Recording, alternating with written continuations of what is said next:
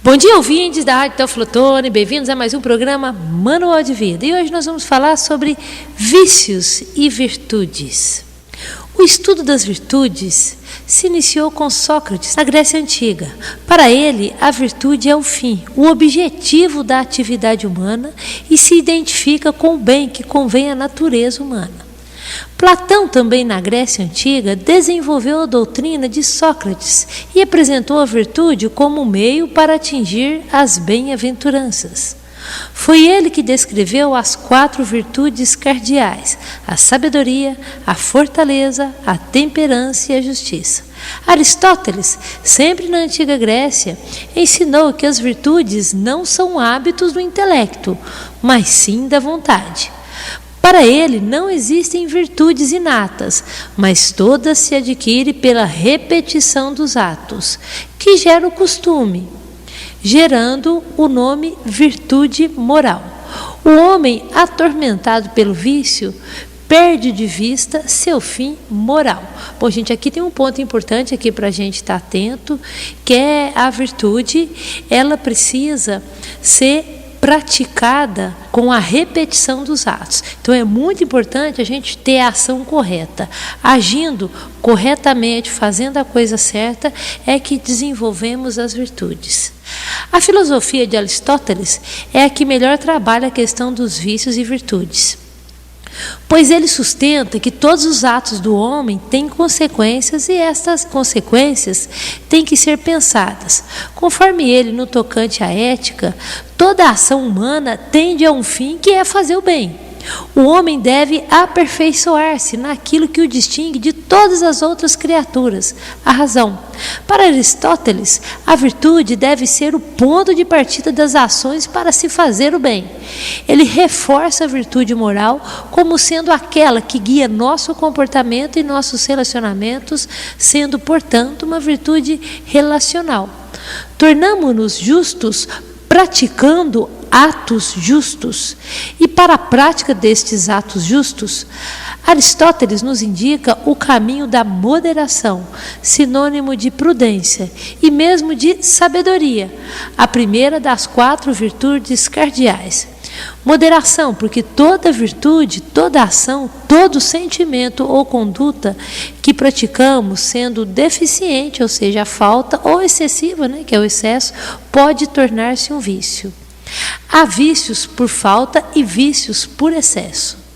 Também sentimentos e paixões tendem à falta, deficiência ou ao excesso.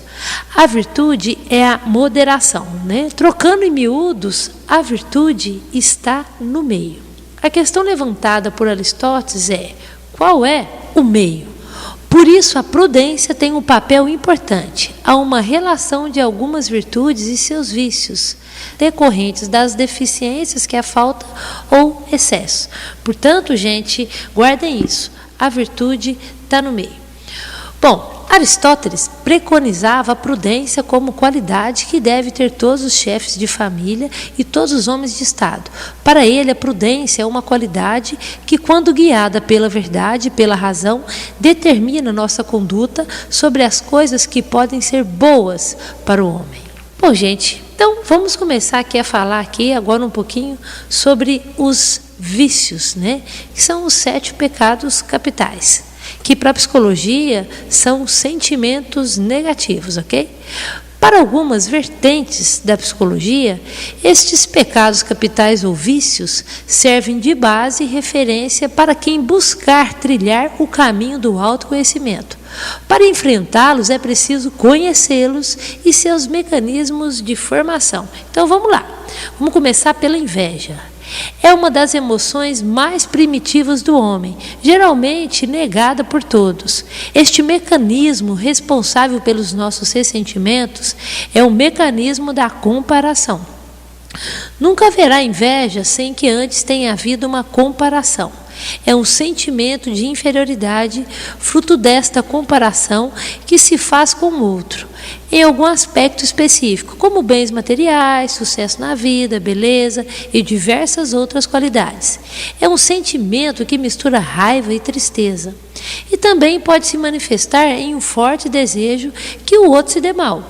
Ao se sentirem menores que os outros, geralmente as pessoas tendem a se aumentar, vangloriar, se enaltecer como um mecanismo de defesa, para tentar evitar o mal-estar deste desequilíbrio na comparação. Também, quando se critica em demasia, diminui ou se fala mal de alguém, provavelmente se está sentindo inferior a ela. Olho gordo também é sinônimo de inveja. A inveja é a incapacidade de se ver à luz das outras pessoas, porque na verdade não nos percebemos com esta mesma luz. O que há de negativo na inveja é a rejeição, em algum momento, de seu próprio tamanho e sua incapacidade de acreditar ser capaz de também conseguir. Por isto, se a pessoa possui autodomínio, autoconhecimento, ela vai usar essa situação como motivação, alavancagem para ações transformadoras em sua vida. Ira. A ira é a indignação descontrolada da cólera, raiva e desejo de vingança. São emoções destrutivas, tanto para quem as sente, quanto para quem se torna objeto delas. Ao longo de sua existência, o homem conseguiu controlar sua agressividade através da razão. A agressividade gerada pela ira demonstra a incapacidade de raciocinar. Pode estar associada a fatores inconscientes, como traumas de infância, falta de amor ou mesmo incapacidade de amar. Quanto mais se busca o autoconhecimento, melhor se domina as crises de ira. Não deixe que o outro determine seu nível de humor. Seja dono de você mesmo. Vamos agora então aí ao terceiro pecado capital, ou vício. Gula pode ser entendida como uma forma de fuga de problemas, dificuldades e sentimentos, bem como forma de compensação para se proteger, por exemplo, de excesso de sexualidade no caso de algumas mulheres que se reprime. A ansiedade também pode provocar a busca compulsiva por comida. Ao se devorar compulsivamente a comida, tenta-se inconscientemente destruir o problema. Pode-se formar um círculo vicioso. Comemos em excesso para fugir do que se sente, depois se culpa por isso. Se pune comendo ainda mais.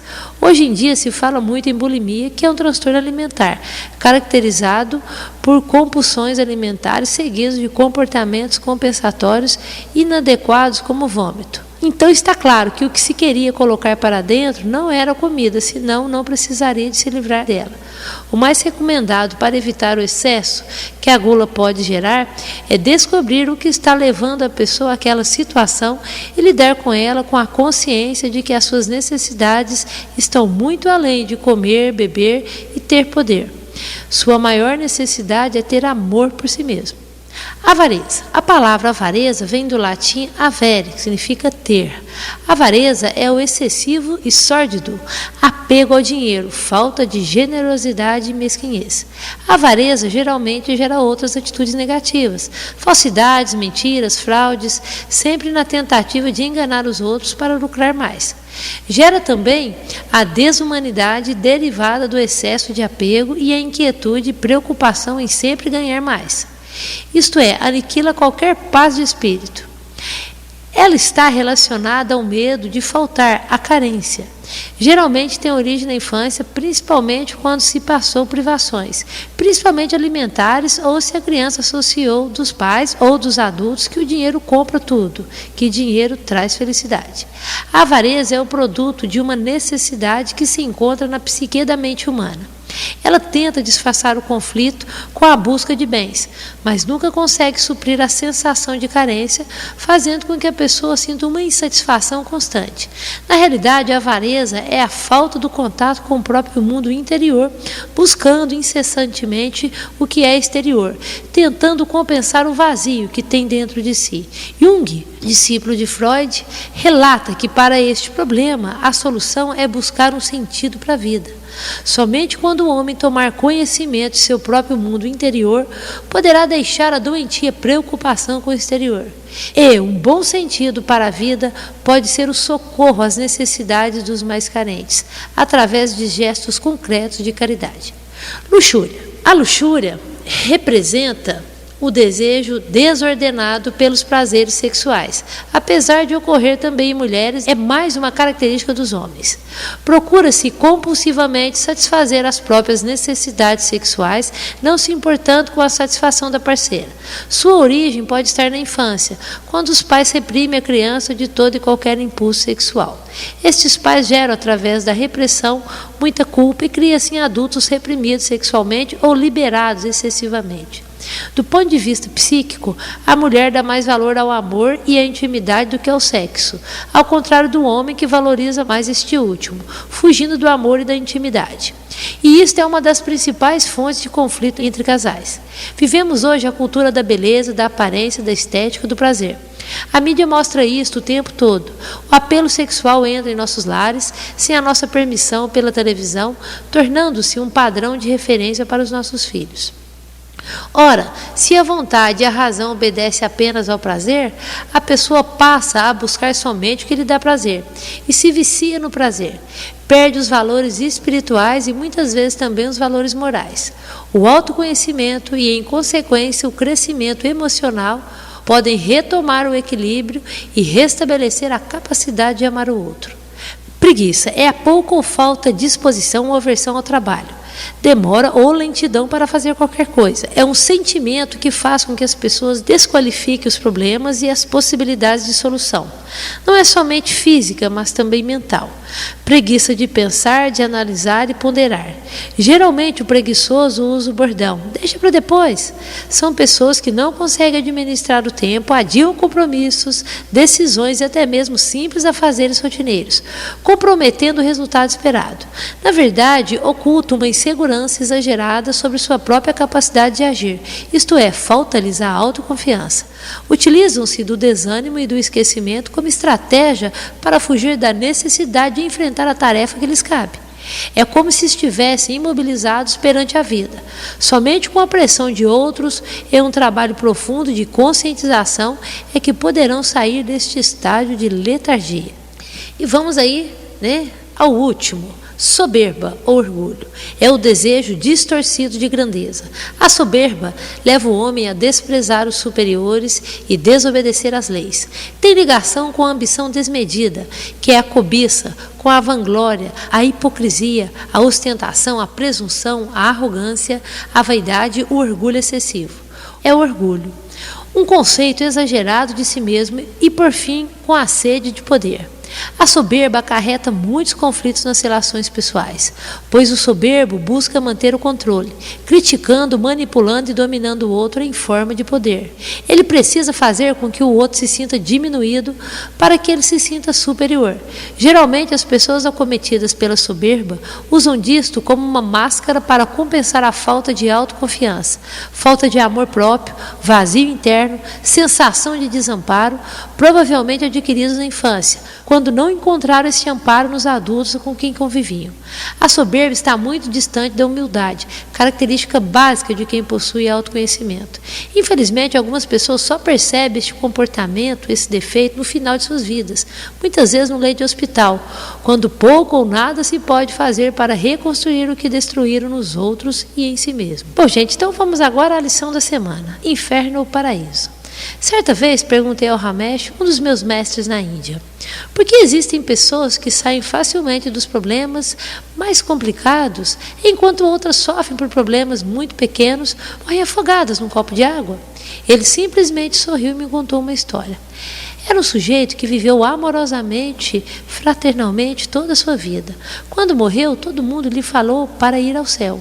Um homem tão bondoso quanto ele somente poderia ir para o paraíso.